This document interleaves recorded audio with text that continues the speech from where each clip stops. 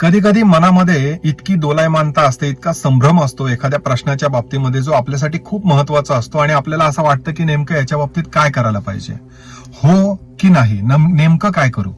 आणि मग जर समजा अशा दुविधेमध्ये तुम्ही अडकलेले असाल तर त्याच्यासाठी एक छोटासा उपाय सांगतोय, ट्राय करून बघायला हरकत नाहीये.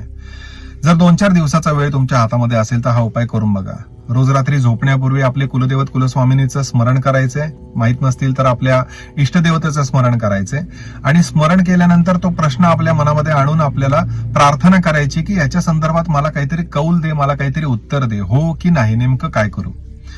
तुम्हाला जाणवेल एक 2-3 दिवस तुम्ही हे केलं तर पहाटे 3-3:30च्या दरम्यान एकतर जाग येईल तुम्हाला आणि सेल्फ रिअलायझेशन होईल, तुम्हाला कळेल की आपल्याला नेमकं काय करायचंय, तुमचं तुम्हालाच उत्तर मिळेल. किंवा स्वप्नामध्ये काही ना काहीतरी आपल्याला संकेत मिळतील.